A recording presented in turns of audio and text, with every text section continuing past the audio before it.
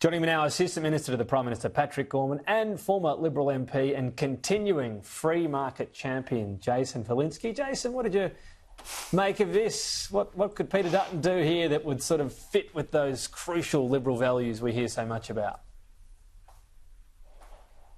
Indeed, Tom. I mean, I think that it is incumbent upon the opposition and the government really to look at the role that they've played in making insurance unaffordable in Australia.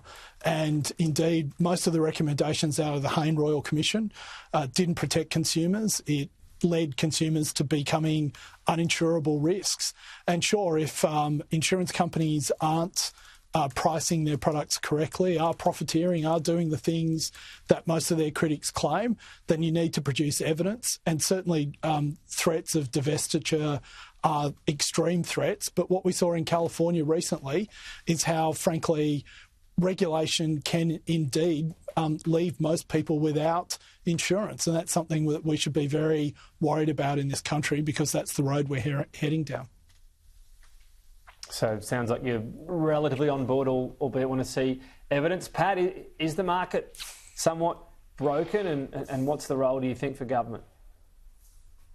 Well, we know there are challenges when it comes to the insurance market. What we've seen is that with successive natural disasters, we've had to have, in some areas, governments step in to help people rebuild their homes in other locations. In other areas, we've had to invest in building back better, as we've done, as you saw the Prime Minister talking about in question time last week.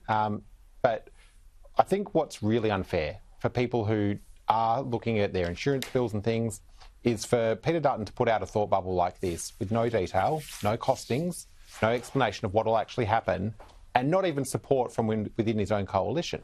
We saw David Littleproud out today saying that he didn't support this change. I mean, I think they need to have a shadow cabinet, an urgent meeting of shadow cabinet, get together, tell us what the actual policy is, because these sort of thought bubbles, this close to an election, is deeply disrespectful to the Australian people.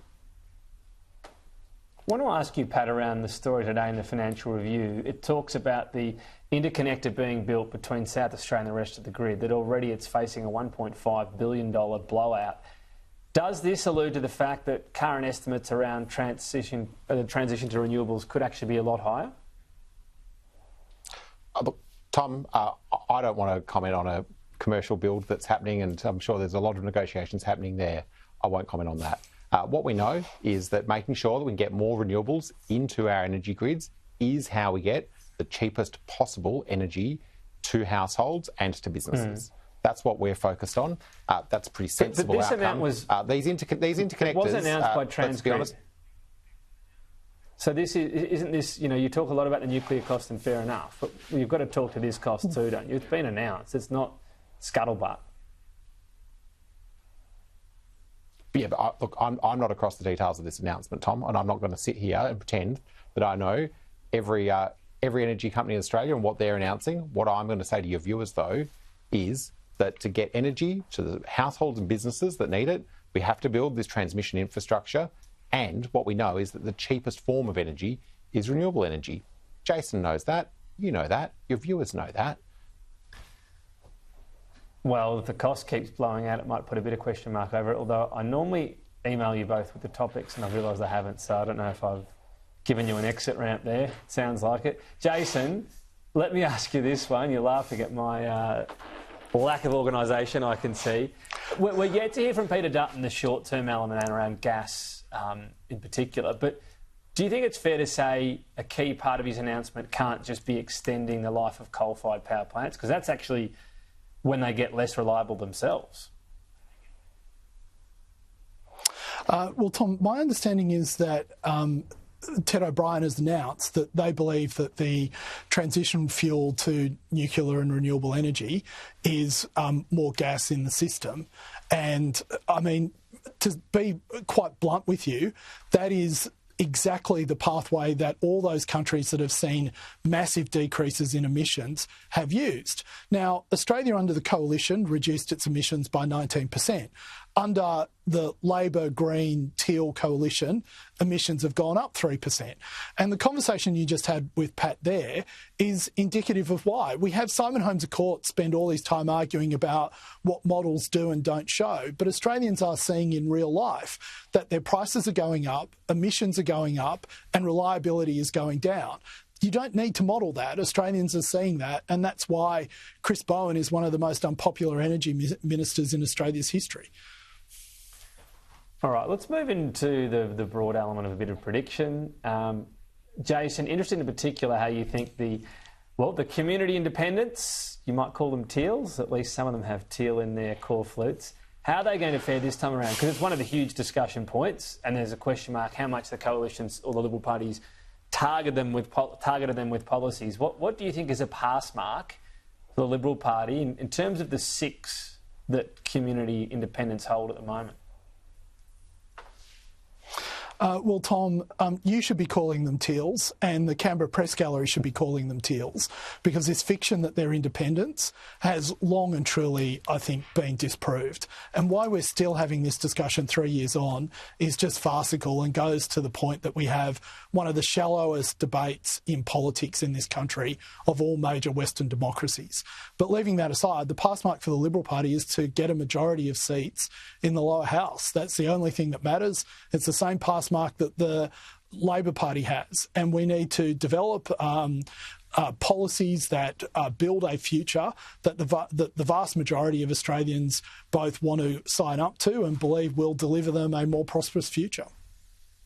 So to that end, if we're in a situation on election night where the coalition sort of gets to 73 but doesn't pick up any of the Indies or Teals, will that be on the coalition to have failed to woo that sector, if you like, that group, that type of seat?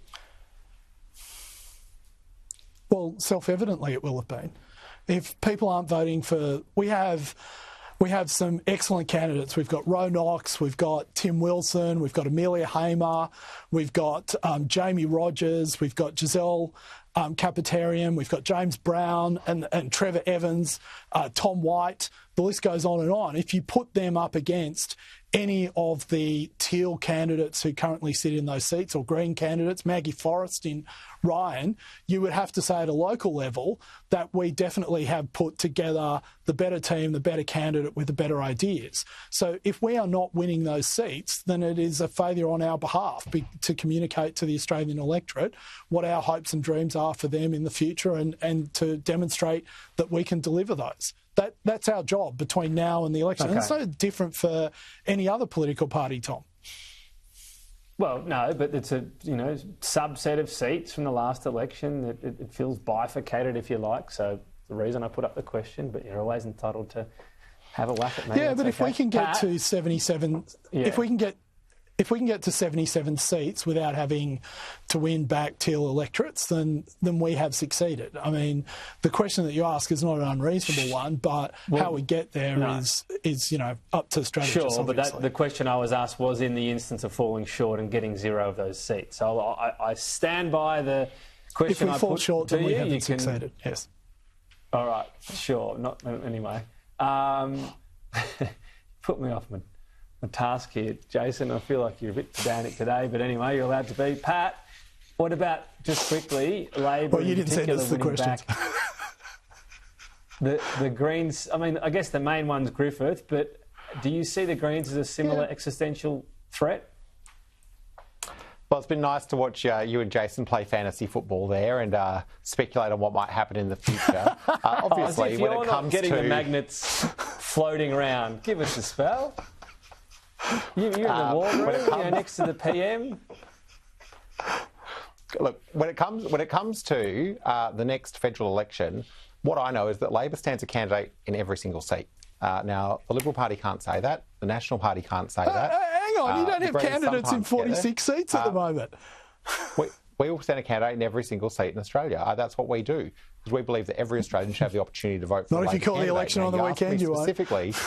You asked me specifically about Griffith. Now, Renee Coffey, I have known for some 15 years. She is an outstanding individual. She will make an excellent Member of Parliament if the people of Griffith choose to send her to Canberra.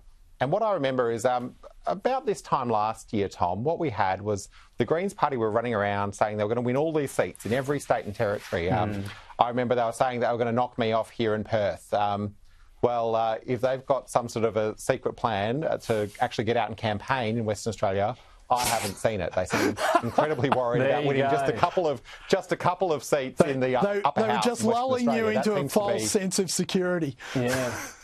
Yeah, well, I think more it tells you that the Greens and Adaband they always overplay their hand. They always overplay their hand. Will the communities or the Teals, seats, they never get held to account when they don't. Call them with Jason. Are they going to poll better in Perth than the Greens then? Because obviously it's just Pat Gorman and Daylight, according to you. So who's going to slide in there into second spot?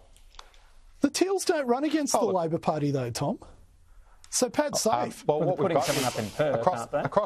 Across my electorate border in Curtin, there is obviously a very hotly contested seat. In most of Western Australia right now, you would know there's a state election on. But if you go into Curtin, you would think that there's a federal election on and there's no state candidates running because you've got the Liberal Party spending millions and millions of dollars. You've got the Teals machine spending millions and millions of dollars. That's not true. That's not true. That's true. That's true.